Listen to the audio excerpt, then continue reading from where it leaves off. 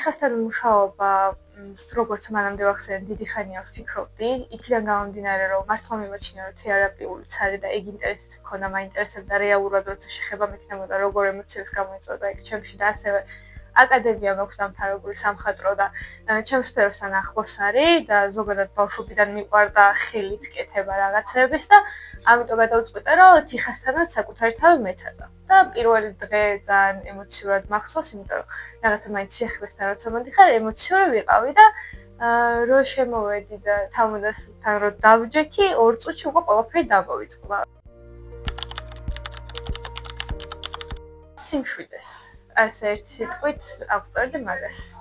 თავიდანაც რომ მოვედი პირველივე დღეს, აი რაღაცა უცებ ყველაფერი დამოვიწყდა აბსოლუტურად. მართლა ეგრე ვიყავი და 2 საათი გვაქვს ხოლმე გაკვეთილი და იმ დღეს გამიგრძელა პირველად რადგან ვაკეთებდი ამ ყველაფერს და 3 საათი ვიყავი აქ და ის საერთოდ არ მახსოვდა დრო, არა საათზე არ დამიხედია არაფერზე, ისე ვიყავი ამ პროცესში ბოლომდე ჩართული.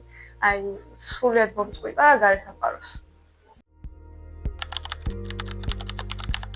ზოგადად ადამიანებს მგონია, რომ გვაქვს მიდრეკილება რაღაცა ხელით ვაკეთოთ და ეს ალბათ საუკუნეებიდან მოდის და ძველიდან რომ ადამიანს სულ ხელით უწევდა რაღაც შექმნა და მგონია იმ სამყაროში სადაც დღეს ვცხოვრობთ და არ გვიწევს ასეთი რაღაცების გაკეთება, ეს რაღაც ჩვენ ადამიანურ საწყისთან გვაბრუნებს და ეგ ემოციურ ფაქტორს ალბათ იწვევს რა. ეგ გამახსენდა ეხლა პირველი რაც შეიძლება რომ გამხსენებოდა.